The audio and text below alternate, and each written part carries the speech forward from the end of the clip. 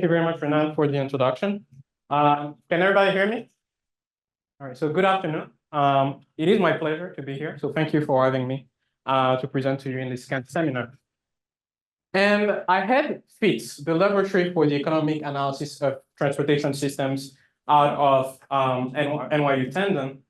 And what my team and I are working on is to basically solve some of the key challenges in transportation systems, right? We think about planning, we think about efficiency, we think about resilience, right? And what we do is to use tools from economics and operation research to try and address these challenges and to inform decision making. And we do that along different areas, right? One of them is ride-hailing systems and multimodal systems, right? Really thinking there about the impact of market structure. So for example, competition, right, between different services and its impact on efficiency. Thinking about different strategies for matching, right, that platforms might use and their impact also on efficiency in the system. And thinking about different regulations and policies that you could implement. Then we also look in the area of infrastructure investment. So really thinking about the nature of activity and behavior and how it relates to the value of infrastructure. Then automated driving, on which I will present today.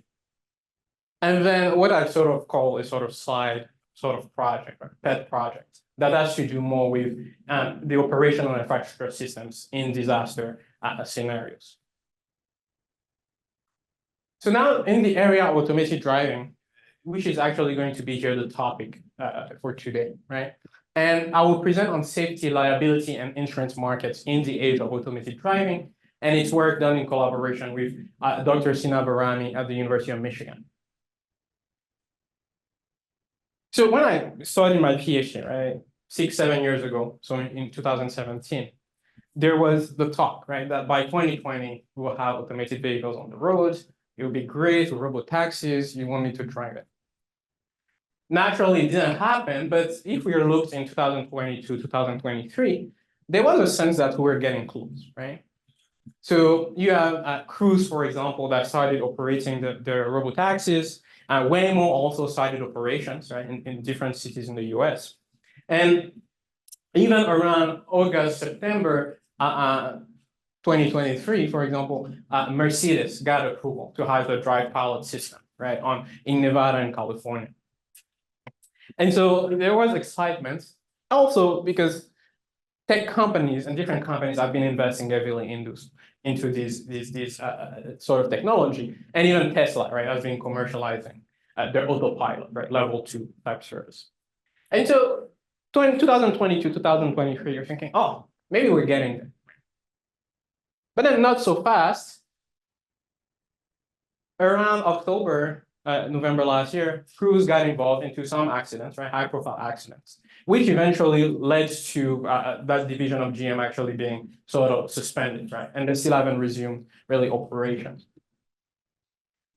Tesla also got involved in a few high-profile accidents, right, that caught the attention of regulators. And some of which have even gone to trial, right? In one of them, they were exonerated, right? But still, this caught attention, right? And highlighted the fact that in terms of our expectations of self-driving cars, we tend to have even higher expectations than we have for human drivers, right? We expect more for them in terms of safety.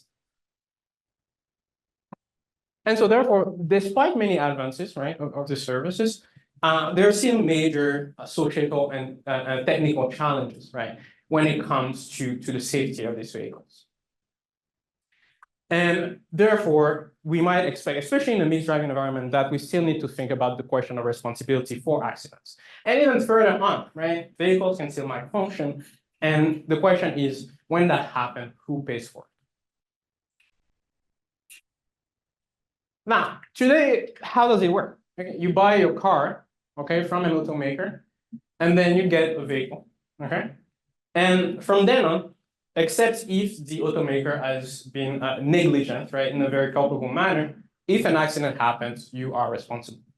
And to handle that responsibility, you end up paying premiums to an insurer and then getting coverage in return. So that when an accident happens, you're sort of shielded from high losses, as it were. Tomorrow, right, if we imagine a future with automated vehicles and self-driving cars, then you not only buy that automated vehicles from automakers, but you also get coverage in case of an accident happens, or you have that option.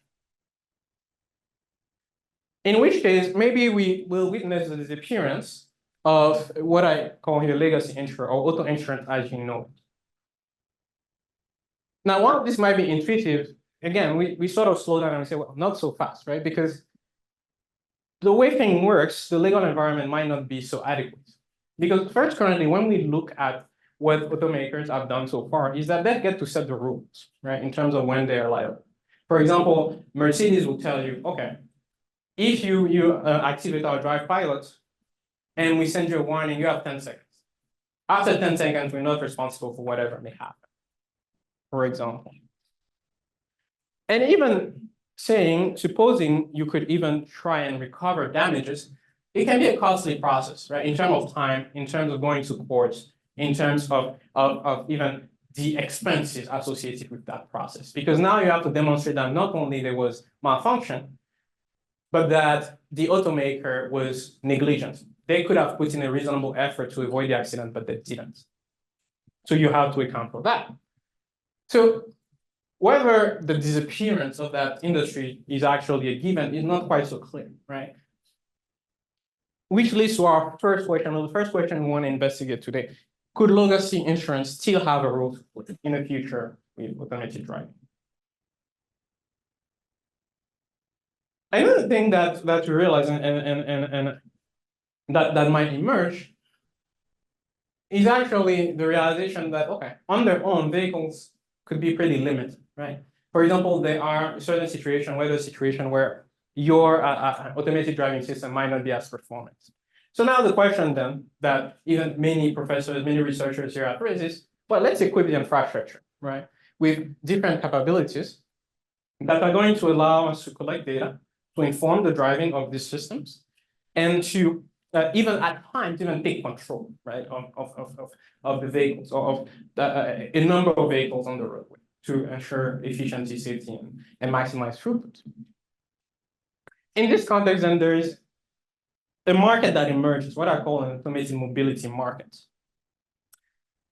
You have vehicle manufacturers, you have customers, you have potentially legacy insurers, and you have what I call here, in short, ISSPs, right? Infrastructure support service providers, who are going to be the one handling the infrastructure, equipping the infrastructure, providing information, providing data, could be private, could be public.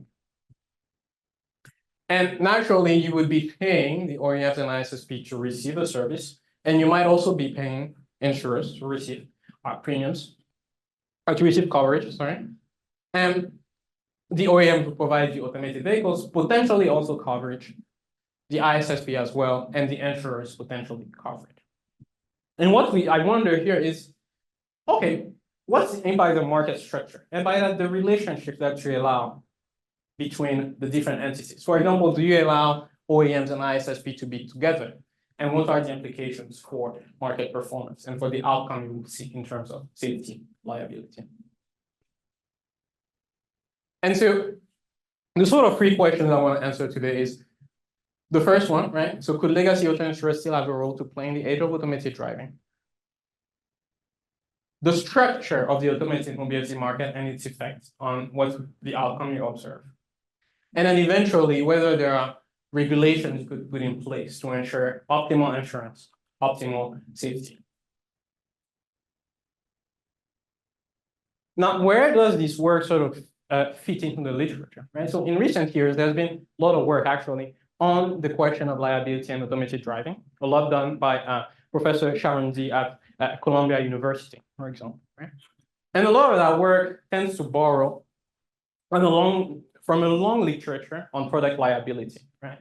So, and oftentimes what these works look at is, okay, you're a manufacturer, you have to decide how much care you put in manufacturing your products, say a vehicle. And the reason you care about it is that if you don't put enough care, you might be liable should an accident happen. So you're sort of sort of optimizing here, right? And I see a tight connection between that literature in itself and that of insurance markets, because in both cases, you're making decision in how much you invest, so that when a bad state happens, you can be sort of covered or protected.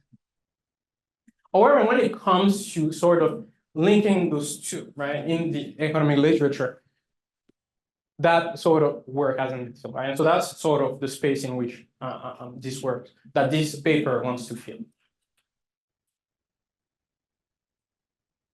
So before we sort of dive into our model, I find it will be useful, right, to sort of give it a sort of primer to help you understand where we're going and what we're doing as we move forward, okay? And here I'll use a sort of a classical paper in the insurance literature, right, by Rothschild and Stiglitz, 1976. And you can be in two possible states, right? Say you don't buy insurance, you can be in two states. One, which I call the normal state, state one is which, okay, everything is great, nothing wrong happens, and you end up with resources W1 at the end of the day. And this occurs with probability 1 minus p between 0 and 1, of course. Or something bad happens, right? And you're in a so-called injured state, which is state 2. And then you have wealth W2, which is naturally going to be less than the wealth in your state 1, because now you have to account for damages, right? And this occurs with probability p. Now, imagine now you can buy an insurance contract, right? You pay fee 1 as a premium, and then if an accident happens, you receive fee 2 as far as compensation. Then, now in your normal state, your wealth is going to be less, right? Because now you pay coverage. And you get now to end up with a wealth W hat 1, which is less than W1. Or, and in state 2, if an accident happens, you end up with a wealth W hat 2, okay? Because now you receive some coverage. And here, the key aspect is now you have to make a trade-off between two uncertain states of the world. Okay. And why do you want to do that? You want to maximize your utility, your expected utility, right? Which is sort of a measure, so to speak, of your well-being, right? Broadly speaking. So what does your decision, your optimal decision, right, look like in this context? So let's look at it graphically, right? So on the x-axis, you have W hat 1, so your wealth, if no accident occurs. And on the y-axis, your wealth if an accident occurs. Now, under certain assumptions, right, the set of possible contracts you're going to be able to buy are going to be represented by this line. Now, intuitively, it slopes down, right? Because the more wealth you're going to have in state 1, the less you're going to have in state 2, right? Because you didn't set aside enough, you didn't pay enough premiums to ensure that you have high coverage in state 2, okay? And again, here, assumptions that go into this is to, okay, first, insurers are going to offer all contracts so long as it can break even. Everybody has information on everyone in this market, okay? And then there is a sort of competitive market for insurance, okay? And now, what's going to be your final utility, right? So that measure of well-being, where is it going to lie? And we can look at the contour, right? So all the points here on that sort of curve at same utility level, what's going to be the optimal?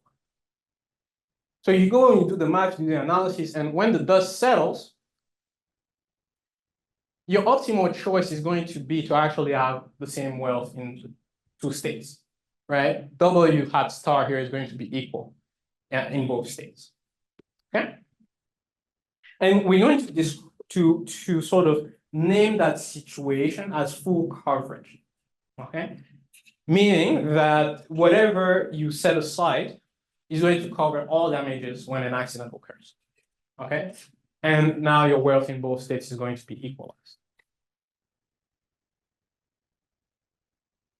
Now, why do we go through that first? Is okay, because now we have a sort of baseline, right? And from that baseline, we can ask, is it good enough for what we're trying to do? So let's compare, right? The basic model that I just presented and what we will need in an automated mobility market. So first thing, what I showed, right? You can only buy one insurance contract, right? With that contract, you pay a certain premium, get a certain coverage. That's all. In our automated mobility market, you can buy multiple contracts from an ISSP, from an automaker, or from an insurer, potentially, if you choose. There's only one product in the basic model I described. Okay, the product is insurance. That's it. In our automated mobility market now, you have three products you have to consider, right? The sort of vehicles you buy, the sort of infrastructure you use, and then the insurance you purchase. In the model I just presented, your actions don't affect your probability of having an accident. That probability of having an accident is given. In the automated mobility market, there is actually going to be an effect, right? What the automakers does affect the probability of accident. Does your preference to CS2 eventually are going to affect that probability of accident? And then eventually there is that state of full coverage, right? That we say is going to obtain, right? In our basic model, is it the same in our automated mobility market? So we can see that there are clear differences between these two settings. And so now what we want to do is have an appropriate model to describe now this situation. So what's the framework we're going to be using here? So we consider that we have a roadway, single roadway, right, with a certain length. And then you have a certain number of vehicles that are going to use that roadway, manufactured by an OEM. And then there is a section of the roadway that's going to be administered by the ISSP, right? Now, that infrastructure service provider will now comes and say, okay, let me equip with sensors, collect data, and so on and so forth. And then we eventually have what I call a legacy insurer, from whom you can purchase insurance if you so choose. And here I'm going to focus solely on full automation, right? So level 5, so to speak, automation. And actually, 3 states now of the world can arise. Either you have no accident, or you have an accident that happens where on the sort of regular portion of the roads, or you have an accident that happens on the smart portion of the road. And all 3 agents can now provide some form of insurance. Excuse me. So then we take that in, and when the dust settles, we can come up with some mathematical model, right? Which is going to have 3 big components. First, a set of equations that describe the demand, right? And again, you can see again that expected utility that's not going to account for the fact that you have 3 states with 3 different wealth levels. And that you have to pay a cost upfront, and then maybe you receive a certain amount of coverage should an accident happen. Okay. And if we assume, right, that there is a certain heterogeneity, right, in your preferences for driving, so to speak, then we can have a demand function that's built on top of that. Okay. Then naturally, those probabilities of getting into an accident are going to be affected by the decisions that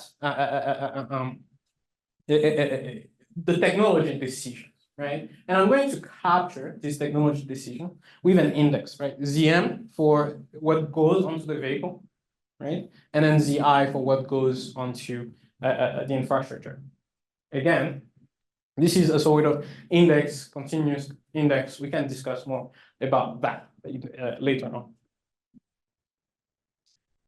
And then it actually costs something, right, to actually put a certain level of technology on the vehicle. And so this is going to be captured by some cost function. And so now that we have the model, how are we going to proceed, right, to try and answer our questions? So what we're going to do is we're going to analyze 3 different market configurations. So first, remember, we're interested in market structure, right? So the relationship between the different agents. So we'll consider a case where you have an integrating company. So you allow the manufacturer and the infrastructure operator to coordinate everything. Okay. Then we're going to look at the Nash game without insurers. Now, comparing those two can allow us to understand impact of market structure, right? The relationship, the effect of allowing for different relationships between these different agents. And then we consider now again with the insurers, the OEM and the ISSP. And now by comparing scenario 3 here and scenario 2, we can understand what does having the option of purchasing that insurance, what does that do for customers, right? Does that improve anything? Does that change anything in terms of the possible outcomes we can have? And then eventually we will also think about designing and analyzing sort of different policies. So now let's think about that question of market structure, right? So naturally, 3 different scenarios that I just described, right? So the integrated automaker and ISSP and the Nash games with legacy insurance without legacy insurance. And let's look now. So if you remember in the basic example I presented, we had that scenario of full coverage, right? So you basically get all the coverage you need to cover all damages. Okay? In this case, both of all 3 of these cases, the same is going to be true. Full coverage happens. You're always covered, right? To the at maximum level. Who is going to pay for it? In the case of that single company, it's a given. However, in the context of the Nash game, now you can have multiple different situations, multiple different equilibria that arises, multiple different outcomes. So it's unclear which one will come, and we'll see that some of them actually are undesirable, right? So as a policymaker, you might be wondering, okay, how do I make sure those undesirable ones don't occur? When we think about inefficiency, right? Market power is the main source in the case of our integrated automaker and ISSP. And in general, we know how to deal with the question of market power. Right? And what market power is, okay, you can charge, right, because of the way things are, you can charge above the efficient sort of price, right? In a market, but we sort of know how to handle this. In the Nash game, there are 2 issues that are going to arise: lack of coordination, okay? Because even when you have complementary technologies on both infrastructure and vehicles, oftentimes they're not going to be adopted, right? Because there is a lack of coordination. But more importantly, there's going to be free riding, right? Some agents not investing properly in safety, okay? But at the end of the day, they don't pay anything when something happens. Okay, and so we want to look at this sort of situation and ask ourselves, what can we do? And let's illustrate numerically, okay? So here, what we've done is we've solved for many different Nash equilibria, right? For many different outcomes in that market where you have free agents and no one covers, right? And here we see all the variables that are controlled by the manufacturer, all the variables controlled by the ISSP, all the variables controlled by the legacy insurer, and then the outcome for consumers. Now, what I've done here is highlight actually 3 of these scenarios, right? And you can see that all these 3 have very low sort of levels of utility compared to the ones that are not alive. And what we end up seeing is, so Z are the sort of indexes, right? The decision that you make in terms of care, in terms of technology. And you can see that both for the manufacturer and the ISSP, in those red states, they tend to be very low compared to the black states right here. Now, it's one thing if they're low, it's another if they're low and then you don't take responsibility for it, right? And you can see now that in terms of what you have to pay out, so that's fee. Fee is what you have to pay out when an accident occurs. You can see that, for example, here, both the infrastructure manager and the manufacturer don't invest as much, okay, in the respective technology, but end up paying nothing, right, when something happens on the road, okay? And again, it's one thing if eventually it doesn't really depress utility for the consumer. It's another if it actually hurts consumers, right? So you're worried about that. And then we can also see the same pattern that emerges in 5 and 6. So then the question then you might ask, okay, is there something I can do, right, to prevent these red states from emerging, these undesirable states. Okay. And now we want to borrow now from Professor Sharon D, where she talks about a liability. Okay.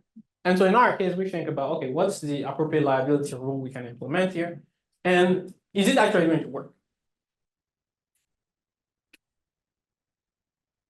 And so what do we call here optimal in the sense is, okay, what if I have a desired index, right? As a policymaker, I have desired indices that I want to target. Is it possible to come up with a rule, right, that's going to actually achieve those? And what we show, what we end up doing is we demonstrate, we derive sufficient conditions for such a rule to actually work, okay? And the key mechanisms, okay, that are going to be at play here is that you penalize deviations from that optimal outcome. And then the rule is designed so as to also introduce coordination, right? So that is better for both of you, right, to eventually do something productive together if that's going to improve things. And again, to illustrate numerically, so all those we obtain by basically starting our solver from different starting points. So now let's do the same thing and let's have the liability rule in place and see where those go. And in the end, what we show is that, okay, now you can actually get to the, so to speak, optimal sort of utility levels. Right? So this is for illustration. Now, what we show is whether you have an insurer. So here there is no insurer. Here there is insurer. But you can implement that rule, and then you end up with optimal coverage of insurance, so to speak, in the market. So I look at that and I say, well, if I can have an optimal outcome without the insurer, and I can have an optimal outcome with the insurer, it's like, they don't really matter, okay?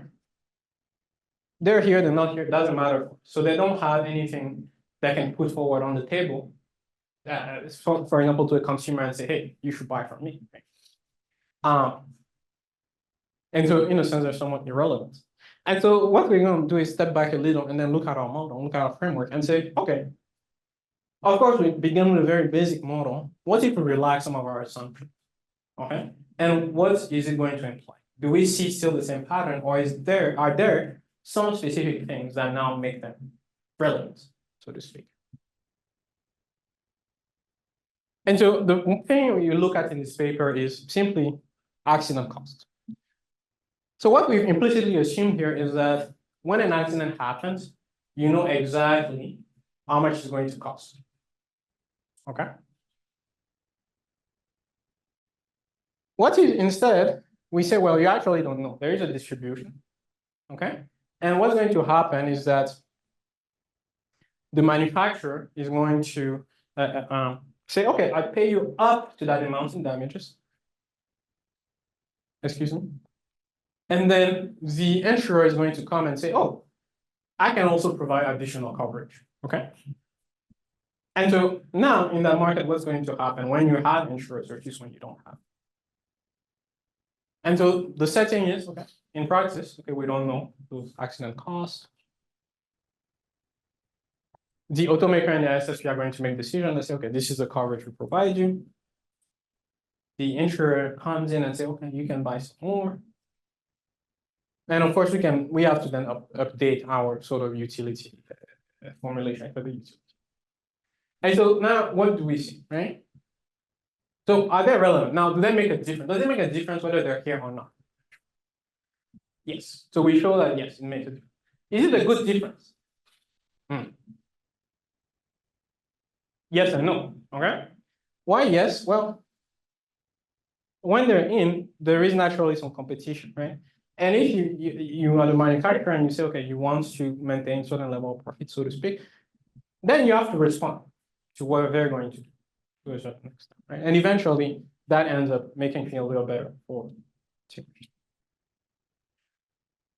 However, we've sort of implicitly specified an order here, right?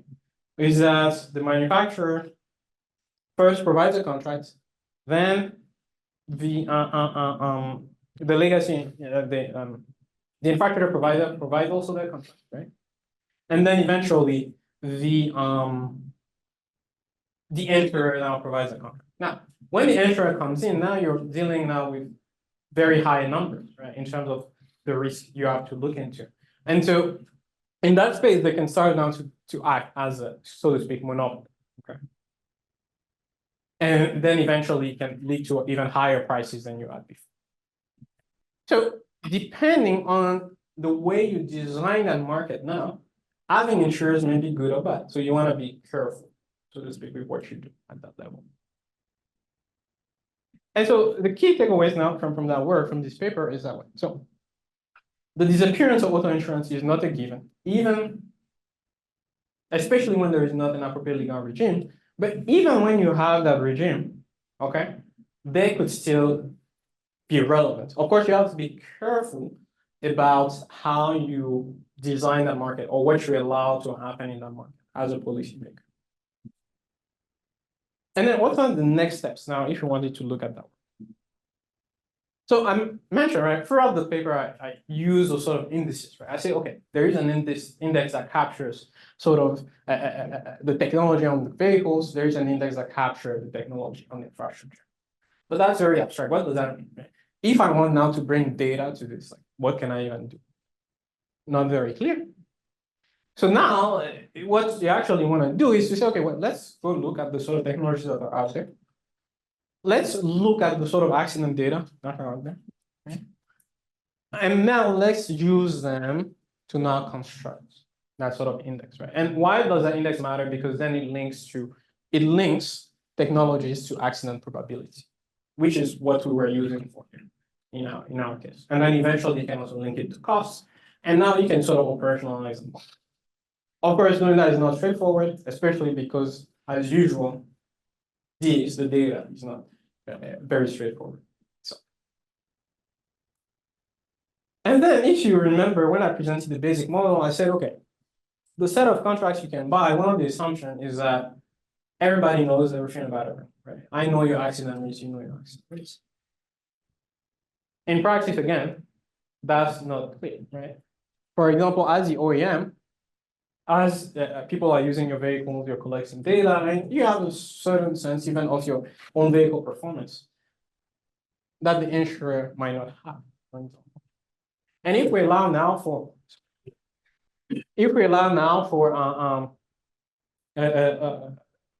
levels below level 5, now your behavior also is going to matter. Can the OEM observe your behavior in certain cases? Yeah. To which extent can the insurer observe also your behavior? So now they have some technology, right? And now the quality, though, is going to be different. What the OEM is going to be able to observe versus what the insurer is going to be able to observe about your behavior are also going to be different. And so now you think about, okay, well, do I want to force them to share data? Is it good or is it bad? Right? And these have different ramifications. Right? So eventually also that's something that needs to be explored. And this is now, the paper is under review at Transportation and Research Part B, but it's also available online. You can see it, read it if you care. Email me if you have questions. Always happy to answer. And thank you very much for your time.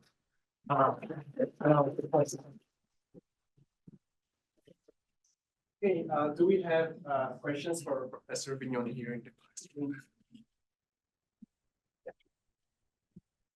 In your numerical simulation, you have the 6 equilibria, right? They're all Nash equilibria. So in these multiple equilibria scenarios, like in traffic assignment or in other things, typically you'll also look at some criteria of stability, right? And I wondered if you also looked at any, like in Nash equilibria, they might say it's trembling hand perfect or subgame perfect, or in traffic assignment, they have stability criteria. Did you look at any of those? Because there's just a lot of equilibria, and it tend to be the case that not all of them will be stable. Right. So in this case, no. We first thought about it, but then we thought that, okay, maybe the paper is long enough. Okay. But I think that's definitely something on its own to actually look at. Okay. Yeah. I guess you like those. I love multiple equilibria. Any questions? Well, I was Forgive my ignorance, but I don't know how to solve the Nash problem.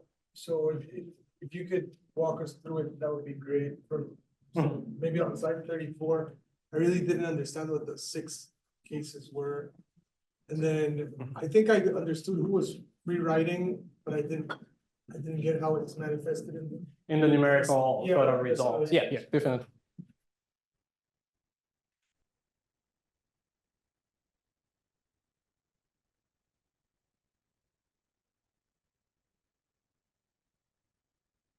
So first to solve, right? So what we use is it's an iterative approach, right? So what is, say you have 2 players, okay? And you give them both a starting point, right? Starting decisions. Now what happens is I observe your decision and I update what I saw, right? Maybe I can get a better equilibrium, a better sort of payoff, so to speak. And then you observe my decision and then you also update, of course, your behavior. Now, of course, when you're doing this update, you have to think about, okay, how much do I move? What step do I use if I want this to actually converge? So you also, and usually what we do is that we, as the step, we use the inverse of the number of iteration, right? To ensure that it's actually going to converge something. So first, is that clear in how to solve? Or which? Yeah, the concept is clear. I don't know. Oh, so the same thing here, right? So what are my decision as a manufacturer? I decide the price, the technology level, and then the coverage I'm gonna give, right? So those are the decisions. So say you're the manufacturer and I'm the ISSP, you observe my decision, right? As a manufacturer, you observe, okay, what did I do here? And then now you're gonna update these variables. Okay. And then I'm gonna observe and I'm going to also. So that's the sort of idea. And now I ask you the question of what is first undesirable. So I would say, firstly, for the red ones, utility is lower than in the black. So that in the can make it undesirable. Right? But then there is a question of, say you invest a little or too small. Do you even pay when an accident occurs?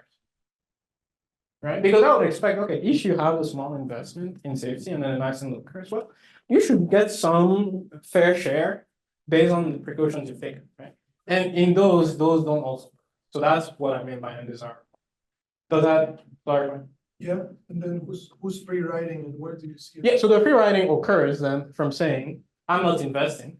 People are going to buy, right? I'm not investing and they're going to have an accident, but oh, I don't have to cover it, right? They still buy my product, but I don't cover it when an accident occurs.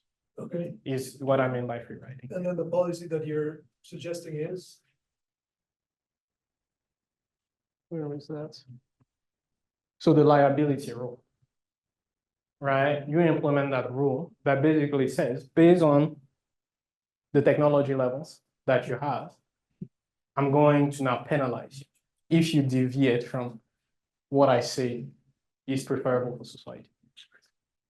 Does that clarify? Thank you. I guess we are like, yeah, so 1, 2, and then, yeah. Okay, thank you. Really great presentation, Daniel. This was really interesting for me, someone so far outside this field. I was wondering how much you've discussed this with the policymakers. Usually, if there's one language policymakers don't speak at all, is economics. Mhm. So I was wondering, I'm sure Louis can tell you that too. But I mean, for example, in R&D world, a lot of times to get a big grant to do R&D, like say on level 5 autonomous vehicles, or more commonly on medical drugs, Mhm. you usually get some exemption from liability, right? Like, for example, if somebody dies in a clinical trial for a drug, the company that developed it is completely exempt as a condition of the grant that they got. Did you factor that in or have any discussion with policymakers as you explored this topic? Yeah, and that's a great point. And even when I, at the end, I'll talk about information structure, even there might be an incentive to say, okay, you don't have to share your data, right? Because otherwise you might not want to innovate in some sense, right? And as far as I discussed it, no, right? And that's why I was chatting earlier at lunch with Bria telling me, and she was saying, like one of the important things in this job is like to talk to people, right? I think it really helps who you know and what you know, and that's what I sort of need to do more, right? Get out of the paper, like talk to people. I guess we all do. Thank you, Professor, for the presentation. I just have one question. It's about understanding this insurance thing. Like, I understand those three different types of insurance, the legacy insurer and also the ISSP and also the manufacturer. But I don't really understand why and how will the ISSP provide insurance? Because as far as I understand, like, this is a complicated road network. The DOT has some part of it, private companies have some part of it. Like, it looks very complicated, like, to just be responsible for one very small road section if the accident happens there or somewhere else. Like, how do you imagine? I never thought that this is even an option. No, yeah, and that's a very good question, and that's again, right? We do our things on papers in the office. How it might look in reality is very different, right? But I think here the idea is, okay, what does the ISSP do, right? They really take care of the infrastructure, right? They might invest in sensors, equip the sensors. They're responsible for collecting data, sorting the data, and making recommendations and or even, we say, okay, maybe you even have an autonomous traffic zone where now it's the sort of infrastructure managers who is directing the vehicles, right? So in that sense, now they have exactly on what is happening, right? And their decisions, right? The quality of the data they have will influence what's going to happen eventually. So that's where the idea comes up. Okay, they could also be liable. Now, in practice, okay, is that something you might want to do or not, right? And that's something you could totally also allow for, right? Say, oh, they're not going to be responsible. Only the OEMs and the insurers might, for example, be responsible. Yeah, I was thinking, like, how would you pay for it? Let's say one company has this stretch of a road, are you gonna pay just for this stretch of a road? How's it? Yeah, so you're basically paying to use the service. And I think to me, the idea is simple, like also when you have toll roads, right? Yes. In order to enter toll roads, you pay a certain thing, right? And they even have it, you have like this easy pass, and they charge you. And so that's the idea here. If you wanted to use that service, right? Because you feel that, okay, it can enhance your capability in autonomous driving, you could also do the same in those contexts. And if now you have the infrastructure manager, maybe you think, oh, things might be more efficient on that same in terms of time, right? It might be better on the same end of the road. So that's something else. Thank you. Very nice presentation, Professor. So I have two questions. I'm not sure whether they're directly related to the presentation or not. So my first question is, do you think that these automated vehicles and electric vehicles market, is it a market with perfect competition or it's a monopolistic market? Because they're kind of like the manufacturer is deciding the price, like the market is not deciding the price.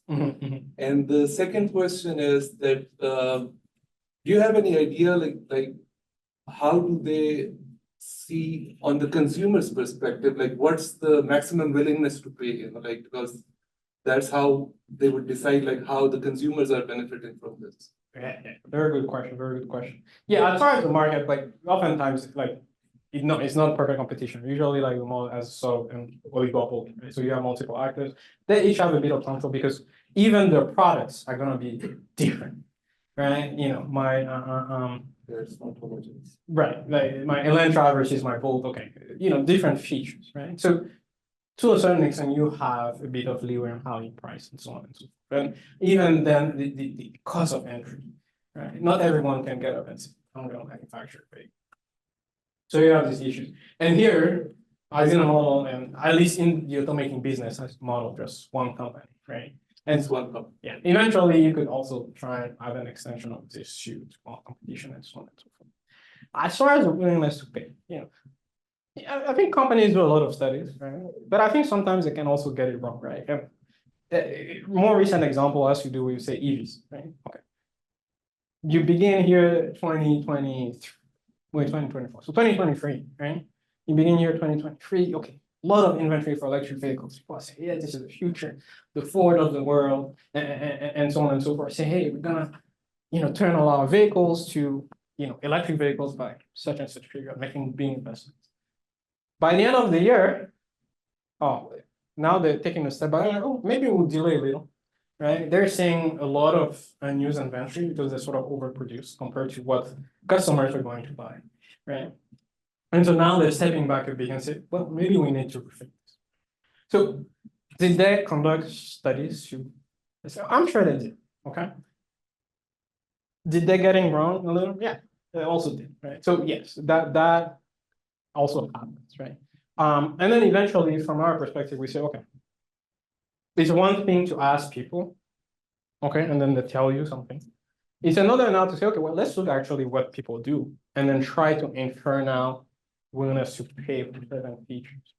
And those are also sort of studies you can do, right? Of course, we've appropriate variations in the data so you can actually identify willingness to pay for, say, for example, an electric vehicle or so on and so forth, or for automation, right? That's what it is. Does that answer? Well, yeah. Since we're in this, like, I just got curious, because it's a penalty rule per these indices.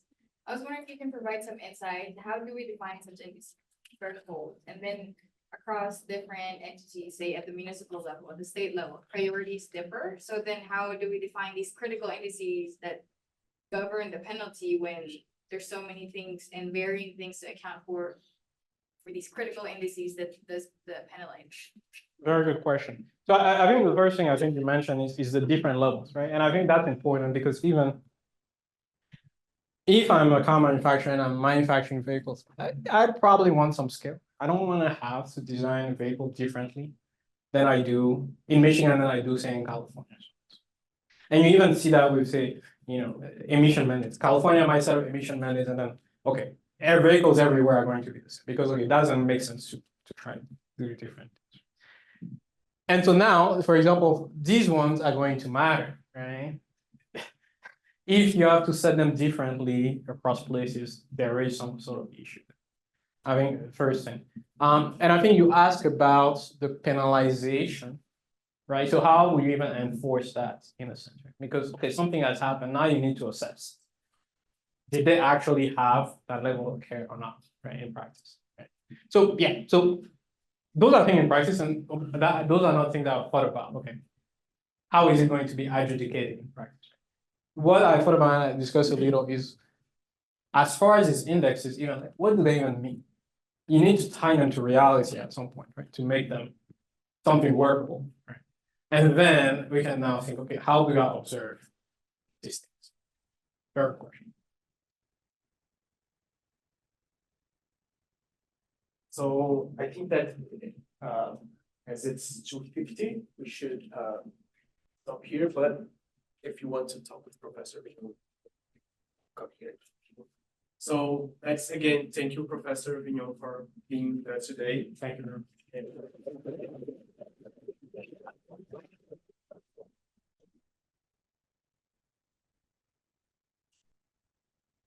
Okay, can you help us to set this classroom for the staff meeting? Just only